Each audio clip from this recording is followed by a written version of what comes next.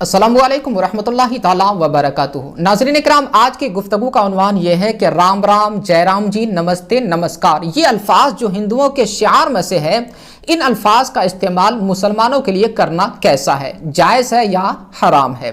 इस ताल्लुक से बात करने से पहले आपसे वही छोटी सी गुजारिश ये है कि अगर आप मेरे चैनल में नए हैं तो ज़रूर सब्सक्राइब करें, ताकि रोज़ाना 1 से 2 वीडियो दीनी तालीम के एतबार से मैं आप तक पहुंचा सकूं। अब आइए जवाब की तरफ बढ़ते हैं कि इन अल्फाज का इस्तेमाल, जो अल्फाज के गैर मुस्लिमों के शिआर में से, इनका इस्तेमाल जायज़ है या नहीं।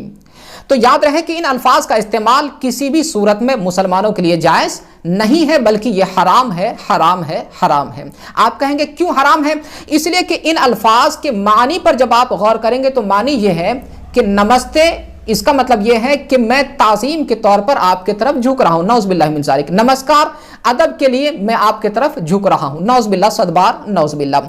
इसी तरह राम राम, जय राम जी, तो ये जाहिर सी बात है, ये गैर मुस्लिमों का भगवान, नौज़बिल्लाह मिन ज़ालिक। हमारा खुदा सिर्फ और सिर्फ एक है, वो मेरा रब है, उसके अलावा हमारा कोई भगवान, कोई खुदा नहीं। तो अब देखिए, इन अल्फाज के मानी पर जब आप गौर करेंगे तो क्या समझ में आता है कि अदब और ताज़ीम के लिए किसी की तरफ झुकना, और झुकना सिर्फ और सिर्फ मुसलमानों का किसकी तरफ होता है? अल्लाह तबारक व तआला की तरफ।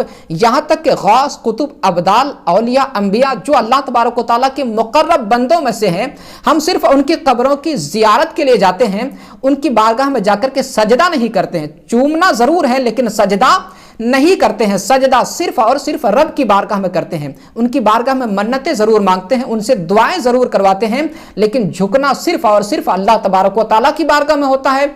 अल्लाह तबारक व तआला के अलावा हम किसी के लिए अपने सर को नहीं झुका सकते हैं। तो अब क्या समझ में आया कि राम राम, जय राम जी, ये तो गैर मुस्लिमों का, नौज़बिल्लाह मिन ज़ालिक, उनका खुदा है।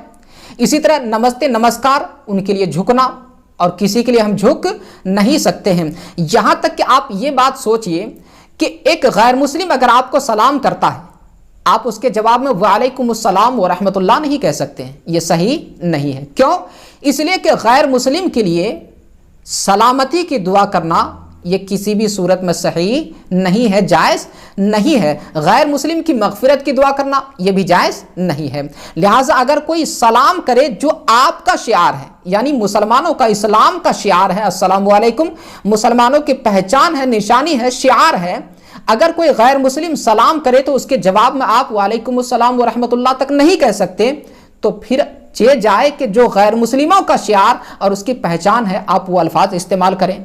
लिहाजा ये क्या है? हराम है। हाँ, अब रही बात कि ये कुफ्र है या नहीं, तो इसकी 2 सूरतें हैं। अगर इंसान जानता है कि ये चीज़ें हराम है, इन अल्फाज का इस्तेमाल करना क्या है?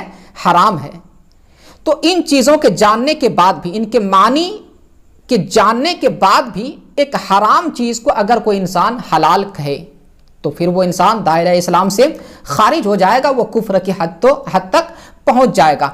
आम तौर पर लेकिन लोग जो ऐसा करते हैं, तो लोगों में से किसी को मालूम नहीं रहता कि भाई इसका नमस्ते और नमस्कार का माना ये है, और एतकाद और अकीदा नहीं बना लेता है।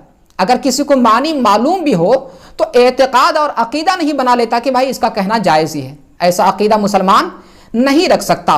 तो खुलासा ये निकला कि नमस्ते, नमस्कार, राम राम, जय राम जी, ये सारे अल्फाज गैर मुस्लिमों के शिआर में से हैं, जिनका इस्तेमाल मुसलमानों के लिए जायज़ नहीं है। हाँ, अगर इसको एतकाद और अकीदा बनाकर कोई मुसलमान अगर इन चीज़ों को जायज़ करार दे और इनका इस्तेमाल करे, तो फिर वो दायरा इस्लाम से खारिज हो जाएगा, वो मुसलमान नहीं रहेगा। मुसलमानों को ऐसी चीज़ों से बचना निहायत ज़रूरी है। वल्लाहु तआला आलम बिस्सवाब। अस्सलामु अलैकुम व रहमतुल्लाह।